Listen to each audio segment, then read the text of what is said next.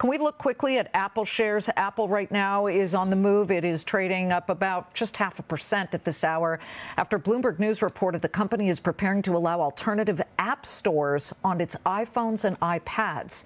According to the report, customers could ultimately download third-party software to their iPhones and iPads without using the company's app store, hence sidestepping Apple's restrictions and the up to 30% commission it imposes on payments. This is very interesting considering Twitter has just pushed back on that, saying it would charge iPhone users $3 more for Twitter Blue because, of course, Twitter would have to pay on the app that 30% commission. In the meantime, the iPhone maker's story very intertwined with China, and we should tell you that part of the moment when the markets lost almost all of their gains, I mean, the Dow, as we said, had been up 700 points earlier today, was when this hit the tape.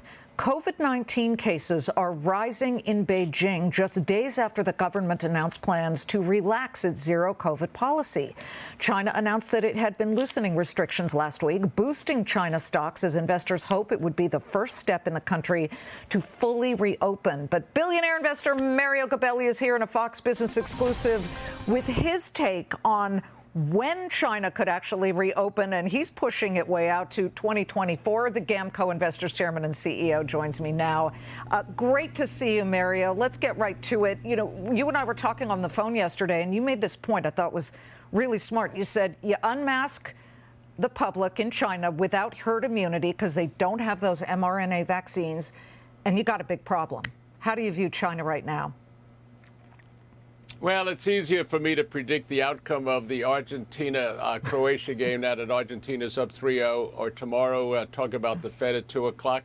China is China. If we don't look at countries or developing markets, all we look is like the IMF, the International Monetary Fund says the world economy in 2023 is going to be 108 trillion. China is going to be 20% of that.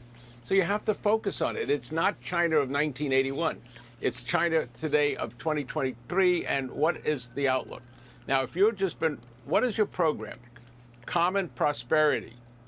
You got to worry about COVID, but you worked with, how did Hong Kong handle it?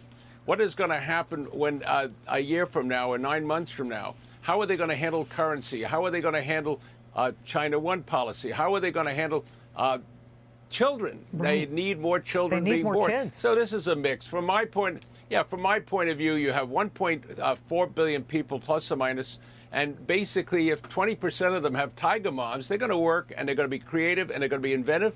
And we as a global economy have to include them in that process. And we as a country have to be sensitive about the challenges of including them. Mario, I hear other people at other business networks say China's uninvestable. Do you agree with that? Well, if I have a company that's located in XYZ state, let's make New York, and I don't like what the management is doing, I can take an activist role. I can start taking the position that say, hey, you know, you got to change this or I'm going to vote against you. I'm not sure I would feel comfortable doing that in Shanghai or in any place else. So that's a learning curve for me. I think everything is investable, but at the moment, it's the question of what price do I pay? Look, our philosophy is fairly simple, and that's a good question you asked. We want to buy a good business with good management at a decent valuation. So the valuations in China are getting to be quite interesting. That doesn't mean we're going to buy things. On the other side of the coin, do we like consumer products companies there? Yeah. Do we like the fact that Avatar, and I was just reading Variety while I was holding for you. Look, this is opening tomorrow night. Yep. In China, it's one of the 28 movies they picked. Now, is anybody going to go to a movie theater? Maybe, and we'll see what happens. So there's a lot of dynamics going on. From my point of view, what I'd like to see is continued reshoring of American companies building up their supply chain, shortening it, getting less involved in on-time delivery of goods. And who's going to benefit from that? The second part, Liz, is you talked about Boeing and United Airlines. Yep. Well, just think about the number of 737s that China needs. The COMAC 919 is going to work, but it's not going to be bought, and it's not going to solve the problem. Yeah, and they love Are they going to solve that by buying Boeing? I was thinking about this. They love to fly from mainland China to Macau. You got any gambling stocks that you feel can really profit from that? Well, at the moment, they have announced that the existing concessionaires are going to continue to hold that. Yep. From the point of view of the gross gaming revenues, I think the number is down like X billions of dollars versus 2019. Some of the Chinese have gone and played in Singapore. From our point of view, we are very sensitive about MGM. We're very sensitive. We strip out the amount of ownership that they own in these companies and mark to model. From my point of view, that's one narrow world. From my point of view, tomorrow at 2 o'clock, we're going to see what the United States is going to do with the rates, the runoff, the rhetoric he's going to have. Independent of that, what do I like? You know, I like the notion of the American farmer. The Chinese need food. They're going to import. Are they going to go for Brazil? Are they going to go to the Ukraine or Russia? Or are they going to try to get it from Canada? You know, the United States farmer this year, they are going to generate $550 billion plus or minus dollars versus $425 a year ago. They want equipment that will allow them to sit back and operate their equipment. So what's your name there? And if there's something there? in the field, it's not a human being. What's your name in ATCO? There are two companies. I like John Deere. The stock's got 300 million shares, sells at $400 a share. That's 120-odd billion. No limited debt, $27. But my preferred buyer at the moment is a company called Case New Holland, CNHI, 1.3 billion shares, $1.5 billion, $2 billion of debt. They're going to earn $1.50 this year, maybe $2 next year. And basically, they have a new CEO, Scott Vine. The company spun off the trucking business back at the beginning of this year. Last year at this time, it was spun off called Gamco. And so this stock is selling at about $16. I think that is a very attractive way. In addition to that, just think about what the North Koreans, somebody put a circle on how far their missiles can travel. Well, we need our Minuteman defense system is.